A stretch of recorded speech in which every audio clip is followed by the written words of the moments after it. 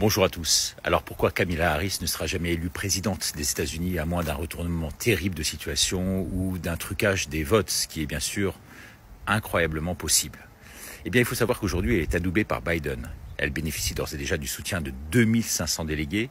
Elle sera investie en mois d'août par le Congrès démocrate. Pourtant, elle est très controversée aujourd'hui sur 7 points. D'abord, un outsider dans les sondages. Les dernières en date qui viennent de tomber la donnent largement distancée. Elle fait à peine mieux aujourd'hui que Biden.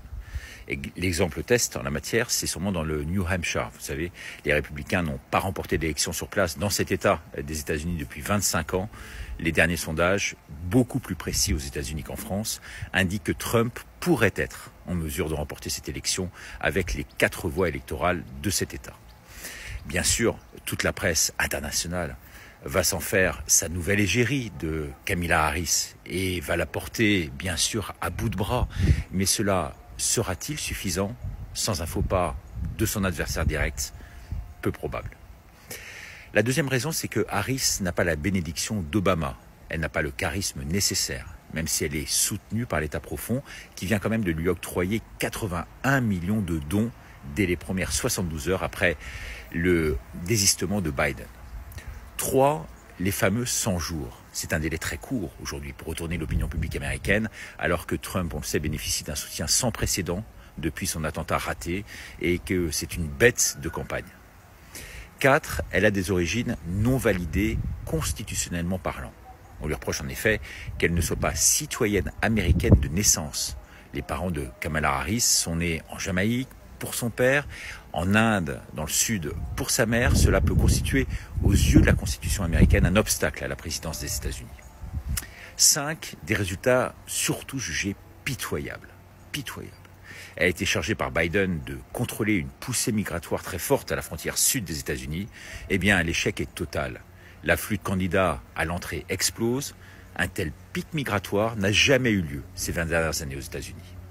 Et lors de, on peut le dire, ces derniers déplacements à la fois au Guatemala et également au Mexique, face à la pression migratoire très forte, donc je vous le disais, elle a multiplié les gaffes, les maladresses et les malentendus. C'est ce qu'estime Libération, le journal Libération, qui pourtant maintenant, très curieusement, la soutient, vous imaginez. 6, un rôle très ambigu avec les labos pharmaceutiques. Cette ancienne procureure de Californie, elle a basculé dans le scientifique dont elle fait aujourd'hui son cheval de bataille. Elle est fille d'une scientifique d'origine indienne de haut niveau, c'est vrai. Elle a été reçue en France, selon nos informations, par une équipe de l'Institut Pasteur et au sein même du laboratoire du professeur Beaulieu. Eh bien, elle a même tweeté à la sortie « Ces vaccins sauvent des vies », dit-elle. Et lors de cette opération financée par Pfizer, elle n'a cessé de vanter la découverte de l'ARN. Vous savez, ce fameux composant miracle si décrié aujourd'hui, alors que le scandale de la gestion de cette dernière pandémie fait rage encore aux États-Unis. Et puis le dernier point, le 7e, c'est son relativisme religieux, que n'aiment pas les Américains. Elle a épousé un juif, elle se qualifie de baptiste noir, elle rêve de transformer la Bible en nouveau bastion progressiste mondialiste wokiste, une forme d'appartenance multiconfessionnelle et spirituelle, très peu appréciée finalement par la majorité des Américains, chrétiens de confession pour qui les 2 tiers d'entre eux se disent aujourd'hui très en lien avec cette religion. En conclusion, vous le voyez, une femme controversée, y compris dans son propre camp, qui, n'en déplaise à la presse française, subventionnée par ses copains mondialistes et corrompus, n'a que très peu de chance aujourd'hui, finalement, d'être élue présidente des États-Unis. Si vous êtes d'accord avec cette analyse, merci de partager. À demain, au revoir.